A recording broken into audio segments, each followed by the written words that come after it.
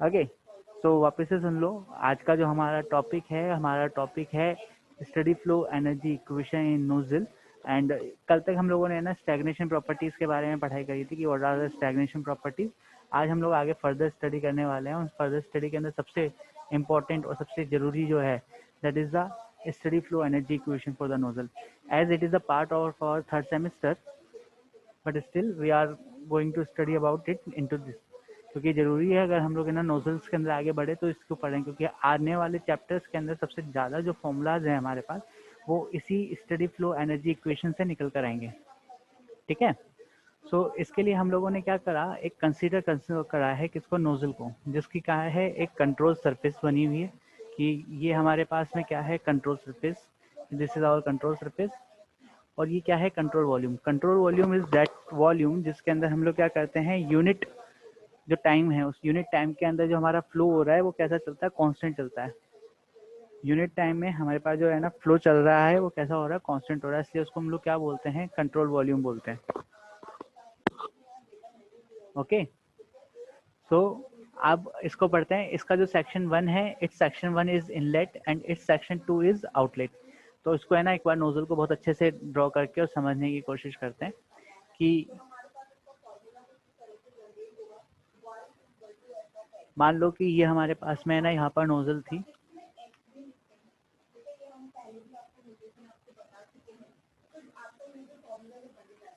मान लो कि ये मेरे पास में क्या है, एक नोजल है। इस नोजल का ये जो पार्ट है, this is the outlet part and this is the inlet part. ठीक है, ये हमारा आउटलेट पार्ट है और ये क्या है, हमारा इनलेट पार्ट है। एक सेकंड, थोड़ा सा कुछ डिस्टर्बेंस। ओके, ठीक है, and this is our inlet part. Inlet part पे जो भी सफिक्स यूज कर रहे हैं हम लोग ना उसको डिनोट कर रहे हैं सफिक्स 1 से, मतलब यहाँ पर जो प्रॉपर्टीज यूज करेंगे उसको 1 से और 2 से। कौन कौन सी बेसिक प्रॉपर्टीज का हम लोग यूज करने वाले हैं, the basic properties which we are using are एक तो हम लोग को यूज करने internal energy that is U1, तो इस पर क्या हो जाएगी U2।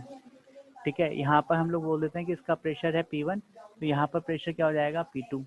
यहाँ पर वॉल्यूम अपन ने बोल दिया V1, तो यहाँ पर वॉल्यूम कितना हो जाएगा V2। यहाँ पर टेम्परेचर बोल देते हैं T1, यहाँ पर टेम्परेचर ले लिया हम लोगों ने T2। Enthalpy H1, enthalpy H2। मान लेते हैं कि यहाँ पर जो है ना वेलोसिटी है वो है C1 और यहाँ पर वेलोसिटी क्या है C2। These are the some basic parameters which we are using। लिख लिया?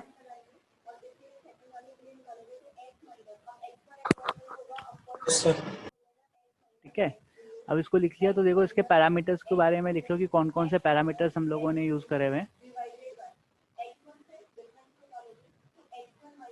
Here P1 and P2 are the inlet and outlet temperature. P1 and P2 are the inlet and outlet pressure respectively. C1 and C2 are the inlet and outlet velocity respectively. V1 and V2 are the inlet and outlet specific volume. H1 and H2 inlet and outlet enthalpy. U1 and U2 internal energy. Z1 and Z2 inlet and outlet elevation of mass respectively। यहाँ पर से हम लोग क्या देते हैं, इसको heat देते हैं, क्यू देते हैं, और हमको क्या मिलता है यहाँ पर से वर्क डन मिलता है। हम लोग इनलेट से है ना हीट देते हैं और हम लोग को क्या मिलता है, यहाँ से वर्क डन मिलता है।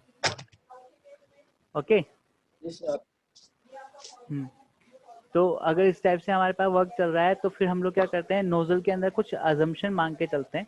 पहला अजम्पशन ये होता है कि नोजल के अंदर है ना कोई हीट एंटर नहीं हो रही है, तो उसको Q इक्वल्स टू 0। अगर हम लोग जनरल इक्वेशन मांग के जाए तो ये Q किस में चला जाता है, 0 में चला जाता है। इससे कोई वर्क आउटपुट नहीं मानते हैं तो ये कितना में चला जाता है, 0 में चला जाता है। दोनों का अगर डेटम देखा जाए तो ये डेटम पे यहाँ पर जो है ना इसकी डेटम हाइट Z1 है, वही यहाँ पर Z2 है। मतलब हम लोग ये भी कंसीडर करते हैं कि Z1 इक्वल्स टू क्या है हमारे पास में, Z2 है। ठीक है, क्लियर? क्लियर? Yes sir. ठीक है, तो देखो अब इसको है ना, इसको पढ़ते हैं अपन। मैं इसको बोर्ड को बड़ा कर देता हूँ, इस बोर्ड पे ही पढ़ने की कोशिश करते हैं सारा हम लोग। होप सो ये बोर्ड बड़ा होके आ रहा होगा अभी। ठीक है, अब जब हम लोगों ने है ना एनर्जी इक्वेशंस के बारे में पढ़ा था, तो इफ़ यू रिमेंबर कि हमारे पास में जो एनर्जी इक्वेशंस थी, वो एनर्जी इक्वेशंस क्या थी हमारे पास में। ठीक है, यहाँ पर एनर्जी इक्वेशंस क्या थी, हम लोग क्या बोलते थे बर्नौली इक्वेशन के बारे में या फिर किसी भी इक्वेशन के बारे में, कि एंट्री पे जो है ना एनर्जी है, वही एनर्जी हमारे पास में कहाँ होती है, एग्जिट पे होती है। मतलब हम लोग ये कहना चाह रहे हैं कि energy at inlet is equals to energy at outlet. Clear? Equation लिख के बताओ, कोई इक्वेशन बोलोगी, क्या इक्वेशन आएगी?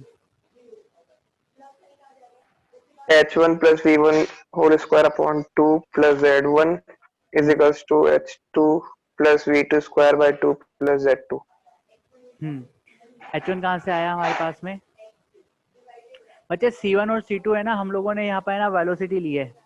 जहाँ पर हम लोग वेलोसिटी v से कंसीडर कर रहे हैं, तो हम लोग यहाँ v से कंफ्यूज ना हो जाए ना, इसलिए मैं पूरी स्टीम के अंदर जो वेलोसिटी है ना वो C1 और C2 से कंसीडर करूंगा। ठीक है रूपांशु? देखो यहाँ पर है ना हम लोगों ने बोला कि इंटरनल एनर्जी U1, इसके ऊपर प्रेशर की वजह से वर्क हो रहा था P1 V1 plus C1 square upon 2 plus GZ1 plus Q। ये हो गई हमारे पास total energy at the inlet. ठीक है, अगर अपन आउटलेट के बारे में बात करें, तो आउटलेट पे हमारे पास में क्या क्या एनर्जी होगी, is equals to U2 plus P2V2 plus C2 square upon 2 plus GZ2 plus W। ठीक है, U1 प्लस P1 V1 किसके इक्वल होता है, H1 के। तो हमारे पास ये किसके समराइज होगी, ये होगी H1 plus C1 square upon 2 plus GZ1 plus Q is equals to S2 plus C2 square upon 2 plus GZ2 plus W।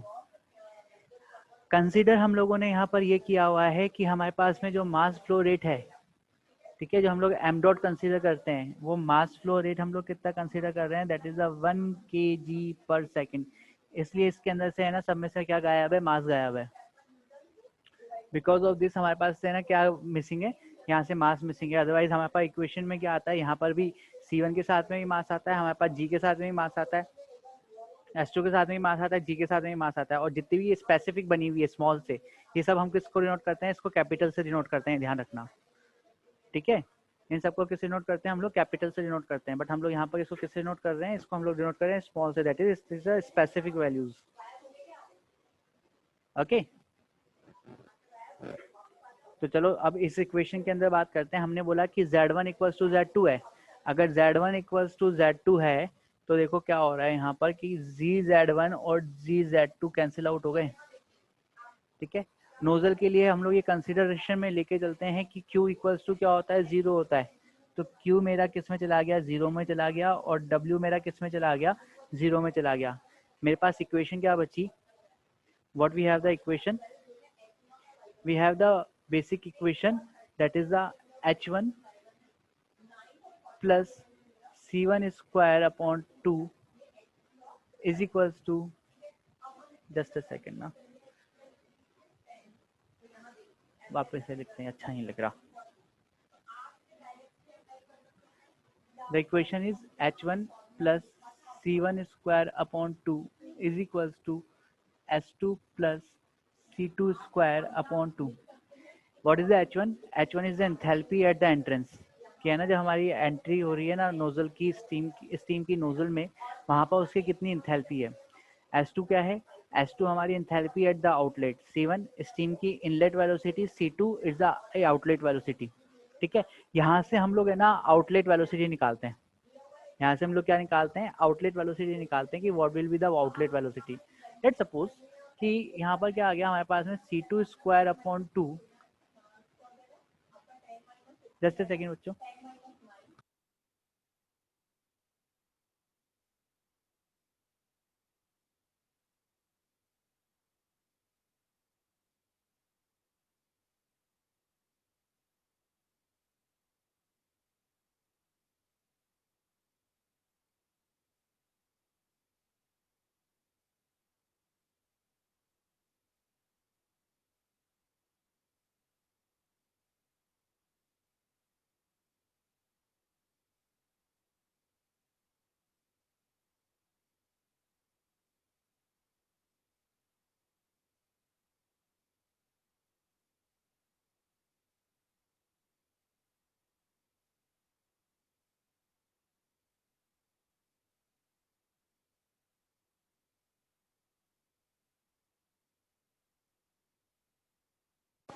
आवाज आ रही है बच्चों? हेलो। Yes sir. हाँ, तो हम लोग यहाँ ना yes C sir. Two, okay okay okay okay, यहाँ से है ना हम लोग C two square by two की वैल्यू निकालना चाहते हैं। तो value of the C two square by two is equals to, अभी हम लोग और प्रिसाइज कर देते हैं इसको ना, C two square by two minus C one square upon two is equals to H one minus H two. ये तो कंसीडर मानते हो ना कि एच वन बड़ा होगा और एच टू छोटा होगा? नोजल के लिए एच वन बड़ा होगा और एच टू छोटा होगा, ये मानते हो नहीं मानते हो? हम लोग क्या कर रहे थे, हम लोग प्रेशर का ड्रॉप कर रहे थे। प्रेशर ड्रॉप करने पे क्या यस होगी, सर। हमारे पास एंथैल्पी भी ड्रॉप होगी। Okay, so c2 square upon 2 minus c1 square upon 2 is equals to h1 minus h2. So we have that the c2 square minus c1 square is equals to twice of h1 minus h2, and the value of c2 is under root of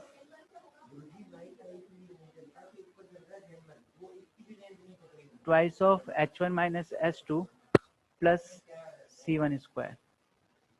ठीक है, यहाँ पर ये ध्यान रखना कि जो भी हमारे पास में यहाँ पर ये h आ रहा है ना, this value of h is in kilo joule पर केजी। ठीक है, c किसके अंदर है हमारे पास, it is into the metre पर सेकंड। c किस में हमारे पास, मीटर पर सेकंड के अंदर है, और वो किस में था, किलो जूल पर केजी के अंदर था।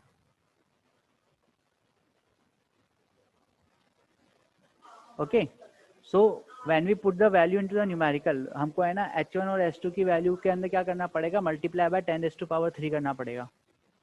ये ध्यान रखना। अगर हमारे पास में जो C2 है, अगर हमारे पास में जो C2 है वो C1 के कंपैरिजन में बहुत छोटा हो, इफ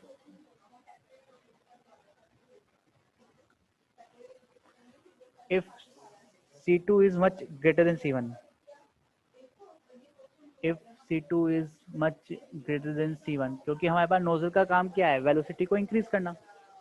हमारे पास वेलोसिटी का, उसका नोजल का काम क्या है, वेलोसिटी को इंक्रीज करना। तो अगर ये वेलोसिटी इंक्रीज हो रही है मेरी, समझना, अगर ये वेलोसिटी इंक्रीज हो रही है मेरी, तो C2 ज़्यादा होगा और C1 कम होगा। अगर C2 is much greater than C1, तो हम लोग है ना C1 को क्या कर देते हैं, C1 कैन बी नेग्लेक्टेड।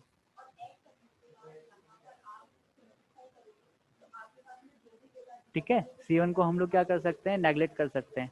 और C1 को अगर हम लोगों ने नेग्लेक्ट कर दिया, तो हमारे पास में ना इक्वेशन क्या बचेगी, ये वाली जो इक्वेशन थी हमारे पास में, ये जो हमारे पास में इक्वेशन थी ये वाली, इस इक्वेशन को हम लोग चेंज करके क्या बोल सकते हैं कि ये वैल्यू क्या हो जाएगी हमारे पास में, C2 is equals to under root of twice of h1 minus h2। अब देखो यहाँ पर जब हम लोग है ना इस जगह पे न्यूमेरिकल सॉल्व कर रहे थे,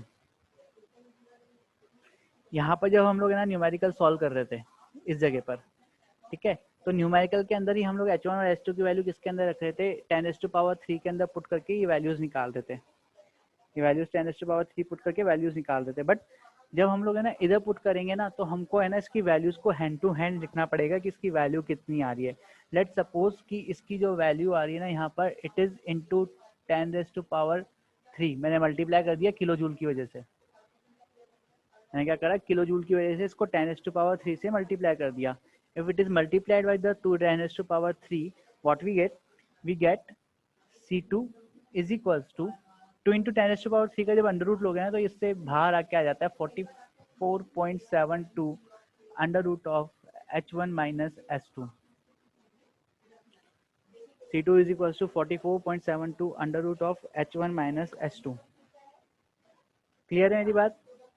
तो this is our final equation of the velocity of steam at the outlet from the nozzle. हमसे ना बहुत बार पूछा जाएगा कि what is the outlet of the velocity of the nozzle, outlet velocity of the steam which is coming out from the steam from the nozzle, की कितनी हमारे पास वेलोसिटी होनी चाहिए। तो we can use the formula C2 is equal to 44.72 under root of h1 minus h2।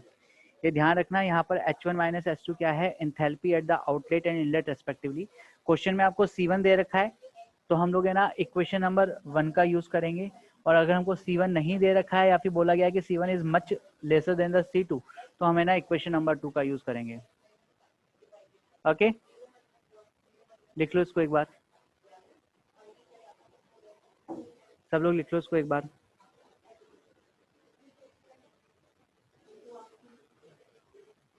Sir हाँ 2 का root तो 44 नहीं होता, बेटा 2 × 10⁻³ है। तो सर 2 का पहले रूट निकालेंगे, उसके बाद 10 से मल्टीप्लाई करेंगे, मतलब बेटा 2000 का रूट अगर निकला तो। हाँ तो 2000 का रूट निकाल, कितना होता है। मोबाइल तो होगा ना, कैलकुलेटर नहीं है तो। निकाल दे सर। निकालो।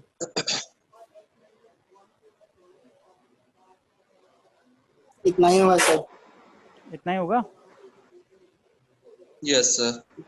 बस तो उसको अपन ने डायरेक्ट लिख दिया 44.72 √h1 - h2।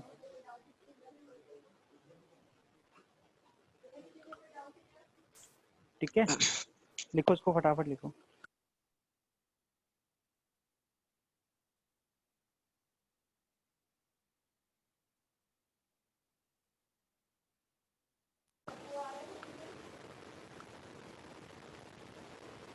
लिख लिया।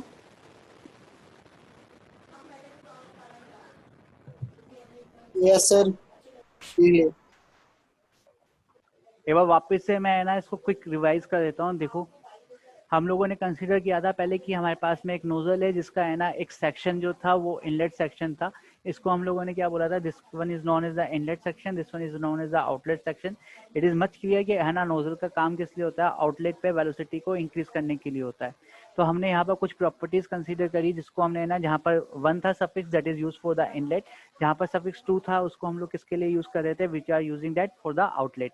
यहाँ पर इनलेट पे जो है ना सब पॉइंट्स थे हमने ना U1 P1 V1 T1 H1 C1 and Q. What are the basically U, C and T and Q? What is the basically U, C, T, P, C, Q, Q and U is the internal energy, P is the pressure, V is the volume, T is the temperature, H is the enthalpy, C is the velocity and Q is the energy given to the system. ठीक है, अगर system को energy देते हैं तो हमको क्या मिलता है, वर्क डन मिलता है। ठीक है, सिमिलरली मैंने बोला कि आउटलेट पे क्या आ गया हमारे पास में, U2 आया, P2 आया, V2 आया, T2 आया, S2 आया और C2 आया। इनकी डेटम हाइट को हम लोगों ने क्या मान लिया, Z1 और Z2 मान लिया। जब हम लोगों ने ना एनर्जी इक्वेशन लिखी, जब हम लोगों ने एनर्जी इक्वेशन लिखी तो एनर्जी इक्वेशन के अंदर हमको पता है कि energy at the inlet should be equal to the energy at the outlet. कोई भी चीज़ अगर इक्विलिब्रियम में है तो उसके लिए कंडीशन मस्ट है। इसी मस्त इक्वेशन का हम लोगों ने यूज़ किया है और इस इक्वेशन को लिख के हमने क्या लिख दिया, U1 + P1 V1 + C1 square upon 2 + G Z1 + Q is equals to U2 + P2 V2 + C2 square + G Z2, ठीक है, प्लस W। अब हमको पता है कि नोजल एक ऐसा केस होता है जहाँ पर है ना वॉल्यूम कैसा होता है, कंट्रोल्ड होता है। कंट्रोल वॉल्यूम के अंदर ना तो हम कोई है ना एनर्जी इनपुट करते हैं, ना इससे कोई हम लोग वर्क डन आउटपुट करते हैं। तो Q और W को हमने किस में ले लिया, 0 में।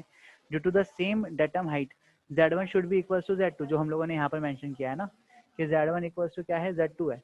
अगर Z1 इक्वल्स टू Z2 है तो G Z1 और G Z2 आपस में क्या हो गए, कैंसिल आउट हो गए। ये इक्वेशन तब कंसीडर करी थी जब हम लोग है ना मास फ्लो रेट कितनी मांग के चल रहे थे, 1 kg/s। मास फ्लो रेट कितनी मांग के चल रहे थे हम लोग, 1 kg/s। और मास फ्लो रेट से है ना हम लोगों ने नेक्स्ट के ऊपर आए थे। तो नेक्स्ट इक्वेशन क्या कहती है हम लोगों को, फिर हमारे पास में इक्वेशन बची थी that is H1 + C1 square upon 2 is equal to S2 + C2 square upon 2।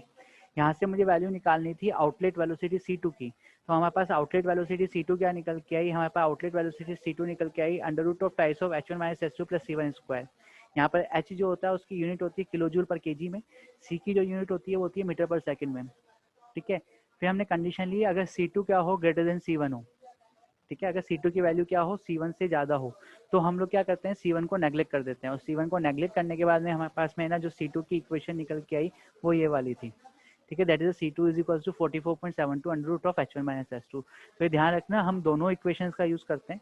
पहली वाली इक्वेशन का यूज़ तब करते हैं जब हम लोग है ना क्या रखते हैं, इसके अंदर वैल्यू को, C1 की वैल्यू को कंसिडर करते हैं। और सेकंड इक्वेशन का यूज़ करते हैं जब हम C1 की वैल्यू को नेग्लेक्ट करके चलते हैं।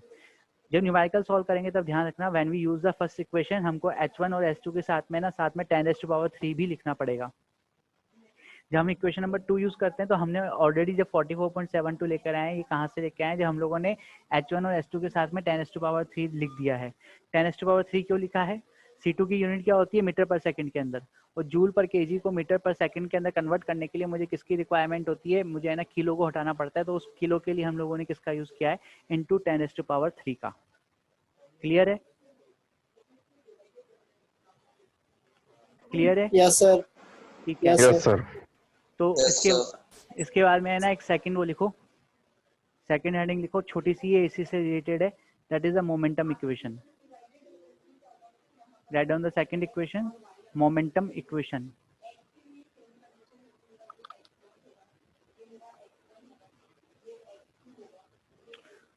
बच्चे काफ़ी लोग अभी तक है ना मेरे पास में गूगल क्लासरूम पे नहीं जुड़े हैं। जो बच्चे AITM से हैं वो लोग है ना एक बार कंसीडर कर लेना, गूगल क्लासरूम का कोड ले लेना आप लोग इन बच्चों से, किसी के भी आपके पास नंबर हो तो। और वहाँ पर मैंने ना असाइनमेंट नंबर 1 अपलोड कर दिया है।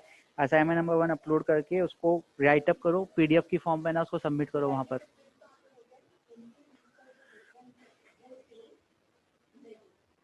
Okay, we are talk. Notes upload कर दिए जाएंगे आपको, वहाँ पर जुड़ो तो सही, सबको आने दो। सब हम तो जुड़े हुए हैं। हाँ, तो एक बार सबको आ जाने दो स्ट्रेंथ को, फिर मैं वहाँ पर आपको नोट्स भी अपलोड प्रोवाइड करवा दूंगा। चलो बात करते हैं अपन मोमेंटम इक्वेशन की। अभी हम लोगों ने ना इक्वेशन जनरेट करी, वहीं से आगे प्रोसीड कर रहे हैं। हमने एक ना इक्वेशन लिखी थी, उस इक्वेशन की वैल्यू क्या थी? हाँ, वो इक्वेशन आई थी C2²। बहुत ज़्यादा पतला हो गया।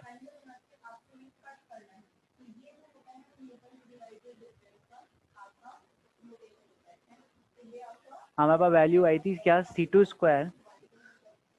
C2² minus C1² upon 2 is equals to H1 minus H2। ये इक्वेशन आई थी हमारे पास, ठीक है। जब हम है ना इस इक्वेशन को फॉलो करते हैं तो इसको थोड़ा सा एक्सपेंड करा हम लोगों ने। H1 को लिखा हमने U1 प्लस P1V1, और है ना माइनस S2 को लिखा हमने, S2 को लिखा हम लोगों ने U2 प्लस P2V2, और माइनस का साइन इसलिए क्योंकि बाहर साइन माइनस का है। तो इस इक्वेशन को हमने लिख दिया U1 minus U2 plus P1V1 minus P2V2, U1 plus U2 P1V1 minus P2V2, ठीक है।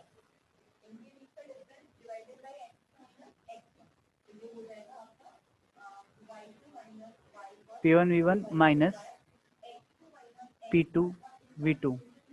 अब देखो जो U होता है ना, U की वैल्यू होती है CVT। U की जो वैल्यू होती है ना वो क्या होती है? CVT। तो दोनों में से मैंने क्या करा, CV को कॉमन ले लिया। मेरे पास में क्या आ रहा है? T1 minus T2 plus P1V1 minus P2V2, ठीक है। CV की वैल्यू बोल दो in the terms of the gamma. What is the value of CV in the terms of the gamma?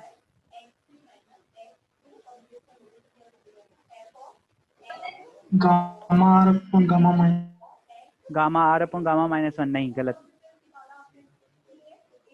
R upon gamma minus 1। CP की value होती है gamma R upon gamma minus 1, जबकि CV की value होती है gamma upon gamma R upon gamma minus 1। अगर R upon gamma minus 1 लेंगे तो देखो हमारे पास इक्वेशन क्या बन जाएगी? RT1 minus RT2 upon gamma minus 1 plus P1V1 minus P2V2। Clear है? फॉर द यूनिट मास हमारे पास जनरल केस इक्वेशन क्या होती है? PV is equals to MRT। M की वैल्यू हम लोग क्या लेके चल रहे हैं? 1 kg पर सेकंड। तो PV इज इक्वल्स टू क्या हो जाएगा? RT। तो if we have the PV is equals to RT, तो RT1 कन्वर्ट हो गया किसके अंदर? P1V1 के अंदर। RT2 कन्वर्ट हो गया किसके अंदर? P2V2 के अंदर। और हमारे पास में क्या आ गया यहाँ पर? Gamma minus 1 multiply by plus P1V1 minus P2V2। Clear? अब देखो यहाँ पर क्या करा हम लोगों ने, इसमें से P1V1 माइनस P2V2 को कॉमन ले लिया। If we take the P1V1 minus P2V2 common, तो हमारे पास में इक्वेशन क्या आ जाएगी? हमारे पास इक्वेशन आएगी gamma upon gamma minus 1 P1V1 minus P2V2। हमारे पास इक्वेशन क्या आ जाएगी? Gamma upon gamma minus 1 P1V1 minus P2V2 आएगी इक्वेशन। अगर हमारा लॉ ऑफ एक्सपेंशन क्या हो? PV की power gamma is equal to constant. ये किसके अंदर चलता है? आइसोथर्मल प्रोसेस के अंदर। ये किसके अंदर चलता है? आइसोथर्मल प्रोसेस के अंदर। तो इस कंप्लीट इक्वेशन को, ये जो ये वाली इक्वेशन लिखी हुई है, इस कंप्लीट इक्वेशन को हम लोग क्या बोल सकते हैं? इसको हम छोटी सी इंटीग्रल फॉर्म में बोल सकते हैं, that is a P2 upon P1 VDP। इसको छोटी सी इक्वेशन के अंदर क्या बोल सकते हैं? Integration of P2 upon P1 VDP। अगर किसी को दिक्कत है तो एक बार है ना इसका इंटीग्रेट करके बता देना। इंटीग्रेट करोगे तो अपने आप है ना तुम्हारे पास ये वैल्यू आएगी। V की जगह क्या पुट करेंगे? इक्वेशन का यूज करेंगे, इसका मतलब C अपॉन P की पावर 1 बाय गामा, और उसको पुट करके ये वैल्यू निकालोगे तो तुम्हारे पास ये सामने जो वैल्यू निकली है ये अपने आप निकल के आ जाएगी। So this equation is known as, ये जो इक्वेशन हमने ड्रॉ करी है, this equation is known as the momentum equation. Okay, अगर हम लोग यहाँ पर है ना फ्रिक्शन वर्क को भी कंसीडर करते हैं, if we consider the friction work here, तो इसमें से हमारे पास में ना क्या सब्ट्रैक्ट हो जाता है, ये WF सब्ट्रैक्ट हो जाता है, minus WF। What is the WF? Is the work done required to overcome from the friction, कि फ्रिक्शन को बाहर निकालने के लिए कितना हमको वर्क डन रिक्वायर्ड है, उसको हम लोगों ने किससे नोट किया है, WF से डिनोट किया है। क्लियर है? Doubts? Any doubts? No sir. Good Himanshu, no sir. Good no Jaswant. Sir. Sir अपन P1 V1 माइनस P2 V2 को कॉमन लेंगे तो गामा अपॉन गामा माइनस 1 कैसे है?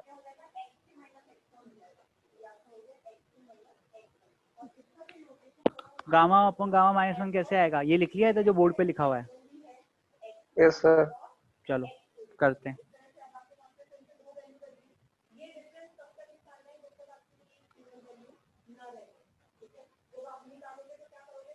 समझो, मेरे पास इक्वेशन में क्या है, P1 V1 माइनस P2 V2 मैंने कॉमन ले लिया। हमने क्या करा, P1 V1 माइनस P2 V2 मैंने कॉमन ले लिया।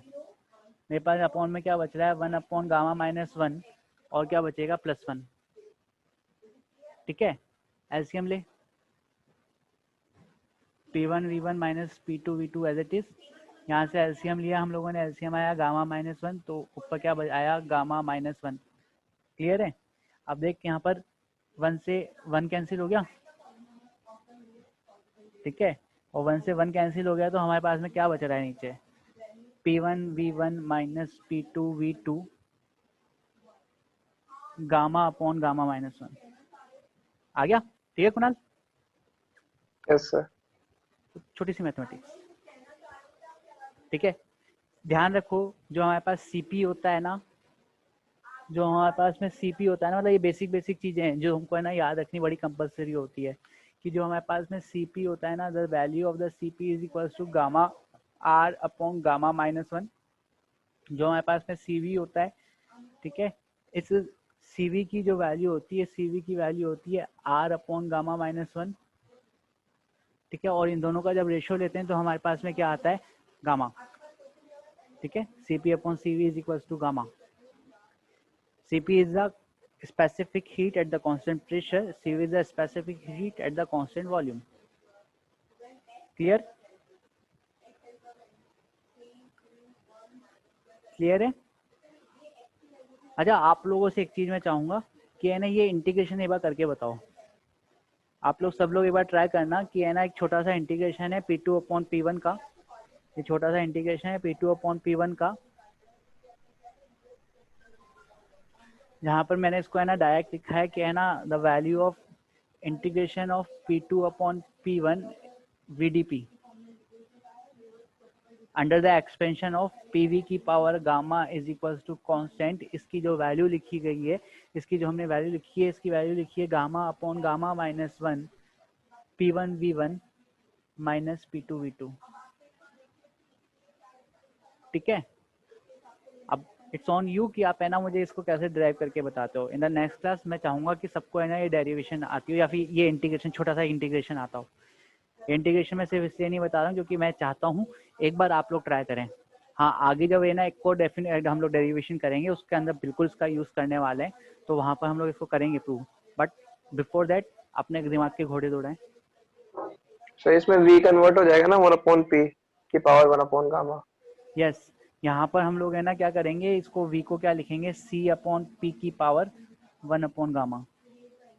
ठीक है, C is the constant, C को कांस्टेंट लोगे और इसको इंटीग्रेट करोगे तो तुम्हारे पास वैल्यूज निकल के आ जाएंगी। जो V की वैल्यू पुट करोगे ना इंटीग्रेशन के टाइम पे, वो C अपॉन P की पावर 1 अपॉन गामा पुट करोगे तो तुम्हारे पास है ना वैल्यूज निकल के आ जाएंगे अपने आप। ओके, ठीक है। Yes sir. अब हमारे पास है ना तीन चार टॉपिक इस यूनिट से रिलेटेड है। वो पहले थ्योरेटिकल टॉपिक करेंगे, उसके बाद न्यूमेरिकल्स के ऊपर आएंगे। तो उन थ्योरेटिकल और है ना डेरिवेशन टॉपिक को है ना साथ के साथ करते चलना, और हैंड टू हैंड अपनी है ना कॉपी के अंदर रिवाइज कर लेना। बहुत अच्छा तरीका है स्टीम को, हीट को पढ़ने का, कि जितना हम लोग यहाँ पर करवा रहे हैं ना, एक बार खुद से एक बार वापस कर लो। मतलब हमसे पढ़ा, हमसे पढ़ने के बाद में ना जो डेरिवेशन करवाई है उसको प्लीज़ बाय हैंड बिना कॉपी के ना खुद से करके देखो कि आ रही है या नहीं आ रही है। हैंड टू हैंड कर लोगे तो तुम्हारे माइंड में सेट हो जाएगी, और हैंड टू हैंड नहीं करोगे तो तुम्हारे पास है ना वो हमेशा गड़बड़ घोटाला करती रहेगी। फिर आप वापस उसी कंडीशन के ऊपर आ जाओगे कि सर समझ में नहीं आया, या फिर इस इक्वेशन के अंदर एक स्टेप मिस हो गई है।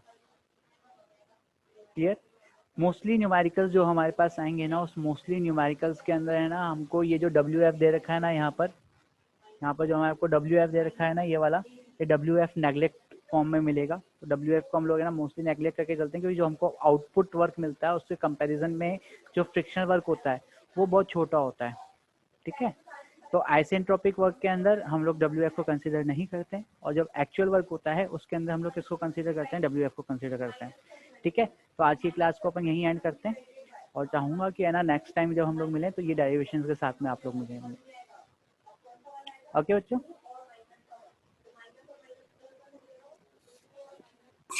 Okay, sir. चलिए, let's we end the today's class ना। Thank you, sir. Okay, bye bye.